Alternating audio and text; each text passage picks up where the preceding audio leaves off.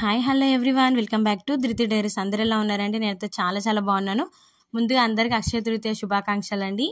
నేను అక్షయ తృతీయ రోజు వరకు ఈ వీడియో అయితే అప్లోడ్ చేయాలనుకున్నాను, ఎందుకంటే చాలా మంచి యూస్ఫుల్ వీడియో. లాస్ట్ వరకు స్కిప్ చేయకుండా చూడండి. ఇంతకు ముందుకు ఎవరైతే అక్షయ తృతీయ రోజు లక్ష్మీ పూజలు చేసుకోలేకపోయారో, లక్ష్మీదేవికి సంబంధించిన వస్తువులు కొనలేకపోయారో, ఇక నుంచైనా కొనుక్కుంటారు. మీ ఇంట్లో అన్ని అష్టైశ్వర్యాలు నెలకొంటాయని నేనైతే అనుకుంటున్నానండి. మనము ప్రీవియస్ వీడియోలో మంచి రెస్పాన్స్ వచ్చింది. ఆ వీడియో కూడా అసలు అక్షయ తృతీయ ఎందుకు జరుపుకుంటాము, ఈ ఏప్రిల్ నెలలో 30వ తారీఖు వస్తుంది బుధవారం రోజు.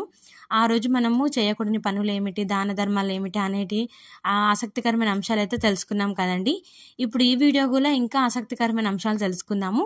అసలు ఈ రోజు మనం మొదటగా ఏం చేయాలి అంటే, ఉదయాన్నే లేచి మనము మనకు సంబంధించిన పనులన్నీ చేసుకున్న తర్వాత ఇంటిని మాత్రం చాలా చక్కగా శుభ్రం చేసుకోవాలండి. ఇంట్లో ఉండే దుమ్ము ధూళి బూజు అవన్నీ తొలగించుకోవాలి. మంచిగా ఇంట్లో చల్లి మంచి బయట అలుకు జల్లి ముగ్గేసి కడపలు కూడా కడగాలండి. ఎంత మంచిగా మనం అలంకరిస్తే లక్ష్మీదేవి మన ఇంటి ముందరకు వచ్చి గుమ్మం దగ్గర వచ్చి నిల్చుంటుంది. వీళ్ళిల్లు నీట్గా ఉన్నట్లయితే, అలాగే వీళ్ళ ఇంట్లో సుఖశాంతులు గొడవలు లేకుండా హాయిగా ఉన్నట్టయితే వాళ్ళ ఇంటికి వెళ్ళాలని అనుకుంటుంది. అందుకని ఇంటిని మాత్రం మంచిగా శుభ్రం చేసుకోవాలి, మంచిగా అలంకరించుకోవాలి. ముందు రోజే మనము పూలు కొబ్బరికాయ అన్నీ తెచ్చుకోవచ్చు అండి. లేదు అంటే ఆ రోజు ఉదయాన్నే తెచ్చుకోవచ్చు. మంచిగా మనము కంటికి మంచిగా కనిపించే విధంగా అలంకరించుకోవాలి ఇంటిని. అలాగే మంచిగా పసుపు కుంకుమతో గడపలు కడిగిన తర్వాత, గడప ముగ్గు వేసిన తర్వాత ఇంటి ముందట కూడా లక్ష్మీదేవికి సంబంధించిన అష్టలక్ష్మి ముగ్గు అయితే వేయాలండి. అలాగే తులసి చెట్టు వద్ద కూడా మన అష్టలక్ష్మి ముగ్గు అనేది వేసుకోవాలి తప్పనిసరిగా. రోజు వేసుకుంటే ఇంకా మంచిదండి. రోజు వీలు కాని వాళ్ళు కనీసము శుక్రవారం రోజైనా వేసుకోవాలి. ఇక ఈ రోజు అక్షయ తృతీయ రోజు మాత్రం తప్పనిసరిగా వేసుకోవాలండి. అష్టదళ పద్మ ముగ్గు అయితే వేసుకోవాలి, ఎందుకంటే అష్టలక్ష్ములు మన ఇంట్లో నెలకొంటారని అర్థం అనమాట. తులసి చెట్టును కూడా మంచిగా కడిగి మనం తులసి కోటను కూడా మంచిగా అలంకరించుకొని దీపారాధన అయితే చేసుకోవచ్చండి. మంచిగా ఎప్పుడైనా సరే తులసి చెట్టు మీద పసుపు కుంకుమ మనం వేయకుండా మనము తులసి చెట్టు గద్దెను కానివ్వండి, అలాగే కోటను కానివ్వండి మంచిగా అలంకరించుకోవాలి. ఎందుకంటే పసుపు కుంకుమ వేయడం వల్ల చెట్టు నల్లగా అయిపోతుంది, అది మనకి చెడు సంకేతం. కాబట్టి ఇది ఒకటి అందరూ ముందుగా గుర్తుంచుకోవాల్సిందిగా కోరుకుంటున్నాను నేనైతే. అలాగే ఇక మనము పూజకు వచ్చినట్లయితే మనం పూజా గదిని కూడా చాలా చక్కగా అలంకరించుకోవాలండి పూలతోని. చూస్తున్నారు కదా, నేనైతే చాలా చక్కగా అలంకరించుకున్నానండి. నేను ఇప్పుడు చెప్పే పూజ మీరు వరలక్ష్మి వ్రతం రోజు చేసుకోవచ్చు, అలాగే లక్ష్మీ పూజలు దీపావళి రోజు చేసుకుంటారు కదండి, దీపావళి రోజు చేసుకోవచ్చు, అలాగే అక్షయ తృతీయ రోజు కూడా చేసుకోవచ్చు అన్నమాట. చాలా మంది ఈరోజు బంగారం కొనుక్కుంటే కలిసి వస్తుంది, ఈ సంవత్సరం అంతా మనం బంగారం కొనే స్థాయిలో ఉంటామని అనుకుంటారు కదండి. వీలైతే కొనుక్కోవచ్చు. చిన్న మనం గురి ఎత్తు అంటాం కదండి, అంటే పాయింట్ మిల్లీగ్రామ్ బంగారం కూడా కొనుక్కోవచ్చు అండి. ఇక అది కూడా కొనలేని స్తోమత లేని వారు ఏం చేయాలండి, వెండిది లక్ష్మీ రూపు ఉంటుంది కదండి, అదైనా తెచ్చుకొని మనం దీపారాధన కానీ పూజలు కానీ కుంకుమ పూజలు కానీ చేసుకోవచ్చు. పసుపు కుంకుమ అక్షంతలు సమర్పించుకొని మనమైతే దీపారాధన పూజలు అయితే నిర్వహించుకోవచ్చండి. ఇక లేని వాళ్ళు ఏం చేస్తారంటే, ఇదివరకు మన దగ్గర ఉన్న బంగారంని మనం పూజ గదిలో పెట్టుకొని మంచిగా వాటిని శుభ్రం చేసుకొని పూజ గదిలో పెట్టుకొని మనము దీపారాధన చేసుకొని పూజలు అయితే నిర్వహించుకోవచ్చండి. ఈ విధంగా నేను చెప్పిన విధంగా అయితే మీరు ఒకసారి ట్రై చేసి చూడండి. లక్ష్మీదేవి కంపల్సరీగా మీ ఇంటికి వస్తుంది, మీ ఇంట్లో స్థిర నివాసం చేస్తుంది.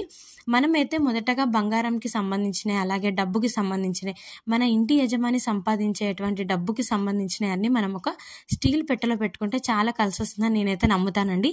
మీకు ఒకవేళ ఈ ప్రాసెస్ నచ్చినట్లయితే మీరు కూడా ఇలాగే కంటిన్యూ చేయొచ్చు. ఎందుకంటే దానికి తాళం వేసుకునే విధంగా ఉంటుంది కాబట్టి మనం ఎక్కడికంటే అక్కడ క్యారీ చేయొచ్చు అన్నమాట. సో నేనైతే ఇలా ఒక స్టీల్ డబ్బా అయితే తీసుకున్నానండి. దాన్ని మంచిగా కడిగి మంచిగా నేను పసుపు కుంకుమ బొట్లు అయితే పెట్టాను. స్వస్తిక్ గుర్తు అంటే మంచి శుభ సూచికానికి అనమాట, కలిసి వస్తుంది బాగా. స్వస్తిక్ గుర్తు, అలాగే ఓం అనే గుర్తు, ఓంకారం, ఇవన్నీ పసుపు గంధము కుంకుమ ఉపయోగించి నేనైతే రాశానండి. చూస్తున్నారు కదా, మన ఇంట్లో ఉండే వెండి వస్తువులు కానివ్వండి, అలాగే బంగారం వస్తువులు కానివ్వండి అన్ని పెట్టుకొని మనమైతే పూజలు అయితే చేసుకోవచ్చండి. సో నేనైతే ఈ విధంగా అయితే చేసుకోవాలని అనుకున్నాను.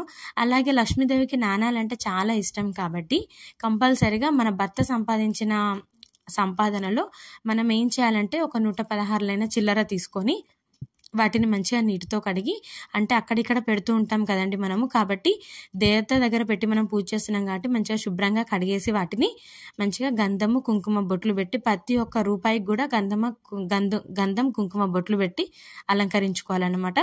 అలా అలంకరించుకున్న తర్వాత ఒక వెండి ప్లేట్, మన ఇంట్లో ఉండే వస్తువులు కానివ్వండి వెండివి, లేదు వెండి ప్లేట్ వెండి గిన్నెలు లేవనుకునే వాళ్ళు రాగివి కానివ్వండి స్టీల్వి కానీ యూజ్ చేయొచ్చండి. ఇత్తడి కూడా యూజ్ చేయొచ్చు అనమాట. ప్లాస్టిక్ మాత్రం అస్సలు యూజ్ చేయొద్దు, ఇది మాత్రం తప్పనిసరిగా గుర్తుపెట్టుకోవాలి. మా ఇంట్లో అయితే వెండి ఉంది కాబట్టి నేనైతే వెండి ప్లేట్ అయితే తీసుకున్నానండి. లేని వాళ్ళు స్టీల్ ప్లేట్ కూడా ఉపయోగించవచ్చు, లేకపోతే ఇత్తడిది కానీ రాగిది కానీ ఉపయోగించవచ్చు అనమాట. సో నేనైతే ఇలా వెండి ప్లేట్ తీసుకొని అందులో 116 చిల్లర కాయిన్స్ అయితే వేసుకున్నానండి, చిల్లర బిళ్ళలు. సో ఈ విధంగా వేసుకున్న తర్వాత ఒకవేళ నోట్లు చిల్లర దొరకలేని వాళ్ళు మనము నోట్ల కట్టలు కూడా పెట్టుకోవచ్చు అండి 116 ఆ విధంగా. ఎందుకంటే లక్ష్మీదేవిని మనం ఎంత చక్కగా డబ్బులతో అలంకరిస్తామో అంత చక్కగా మన ఇంట్లో నెలకొంటుంది అనమాట. వీళ్ళ ఇంట్లో నుంచి వెళ్ళకూడదు, వీళ్ళ ఇంట్లో నేను హాయిగా ఉన్నాననే ఉద్దేశం ఉంటుంది. అలాగే ఈరోజు కుబేర స్వామి కూడా చాలా మంచిగా మనం పూజలు అయితే నిర్వహించుకోవచ్చండి. ఆ విషయం నేను ఎండింగ్లో చెప్తాను, నేను మీకు ఈ వీడియో ఎండింగ్లో.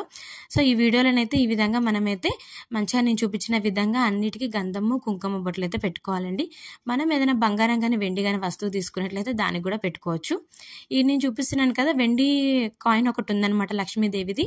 మంచిగా ఏనుగులు మంచిగా పూల వర్షం కురిపించినట్టు లక్ష్మీదేవి కాయిన్స్ అన్ని ఇలా వెదజల్లుతున్నట్టు ఒక కాయిన్ అయితే నేను తీసుకున్నాను వెండిది. ఇలా కాయిన్ మనము ధనత్రయోదశి రోజు కానివ్వండి, దీపావళి రోజు కానివ్వండి, వరలక్ష్మి వ్రతం రోజు కానీ తీసుకోవచ్చు. ఇక అక్షయ తృతీయ రోజు బంగారం తీసుకోలేని వాళ్ళు ఈ విధంగా వెండిది తీసుకోవచ్చండి. మనకి తులంలో కానీ అరతులంలో కానీ వస్తుంది అనమాట, 1000 రూపాయల లోపే ఉంటుంది. తప్పనిసరిగా తీసుకోవడానికి అయితే ప్రయత్నించండి లక్ష్మీదేవి రూపుని.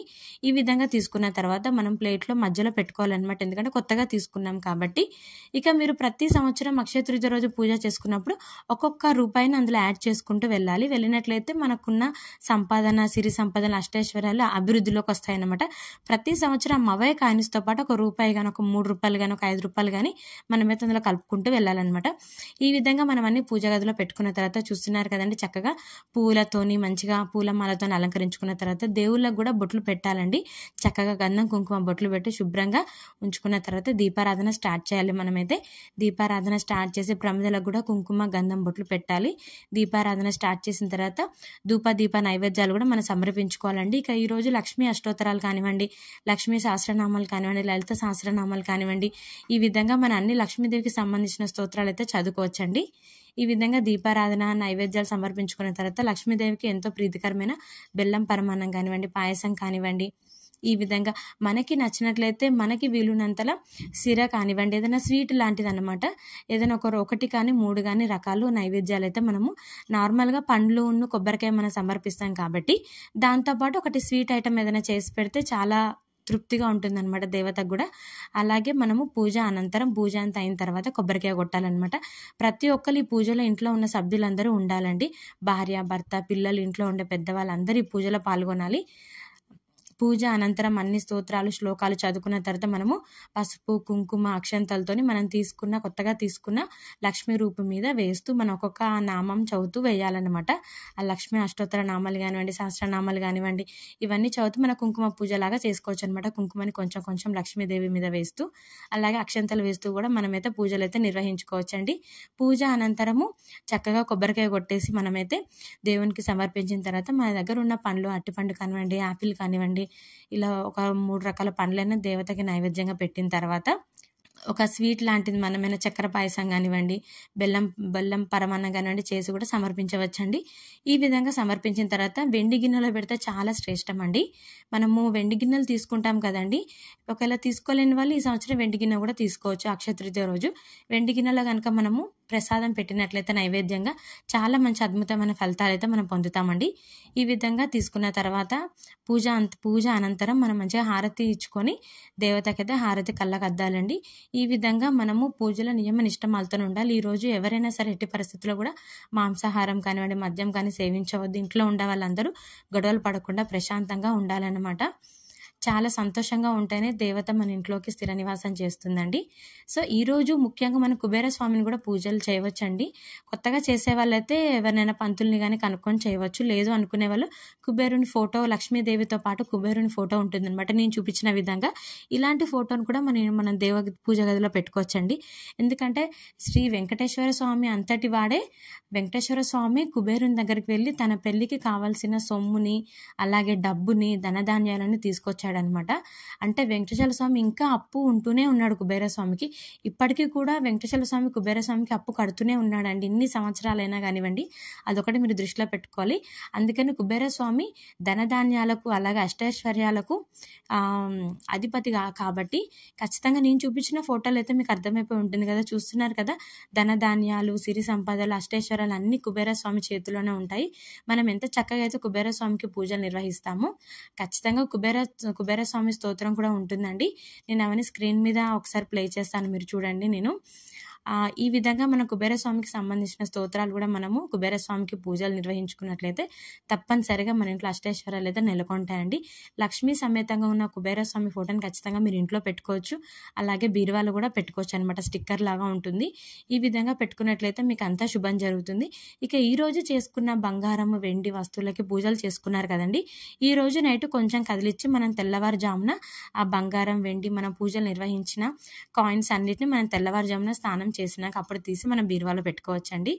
ఈ విధంగా అక్షయ తృతీయ రోజు ఎవరైతే నియమ నిష్టమాలతో మంచిగా పూజలు, నైవేద్యాలు ఇవన్నీ చేస్తారో ఖచ్చితంగా వాళ్ళందరికీ కలిసి వస్తుందండి. ఇక ఈరోజు మనము శ్రీహరికి సంబంధించిన ఒక స్తోత్రం అయితే తప్పనిసరిగా చదువుకోవాలండి.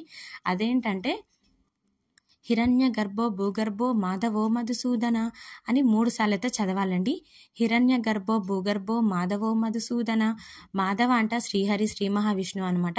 శ్రీ మహావిష్ణువు ఎక్కడి నుంచి వస్తాడో తెలుసు కదండి, మన భూగర్భంలో అంటే మన సముద్రంలో గండకి నదిలో ఫస్ట్ టైం మనకి బంగారం అనేది ఉద్భవించింది అనమాట. అది కూడా అక్షయ తృతీయ రోజు.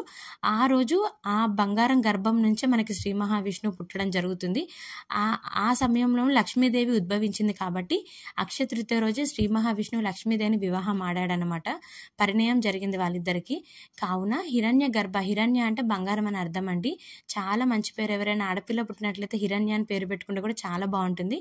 ఈ విధంగా హిరణ్య గర్భో భూగర్భో మాధవో మధుసూదన అని శ్రీ మహావిష్ణువుకి సంబంధించిన స్తోత్రం అయితే ఒక 3 సార్లు కానివ్వండి, 5 సార్లు, 11 సార్లు చదివినట్లయితే మనం చదివి మన పూజను కనుక ముగించినట్లయితే మన పూజ ఖచ్చితంగా సక్సెస్ అయినట్టండి.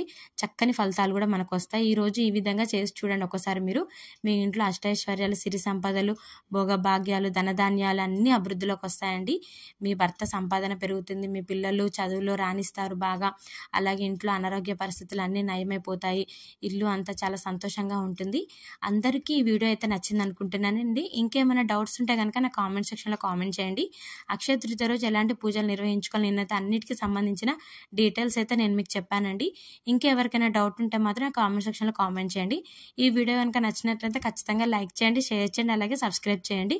మీ కాంటాక్ట్స్ అందరికీ షేర్ చేయండి. ఇంకా ఇలాంటి మంచి మంచి డివోషనల్ వీడియోస్ కోసం మన ఛానల్ ఏం చేయాలో తెలుసు కదా. Keep watching Dhriti diaries. Bye bye.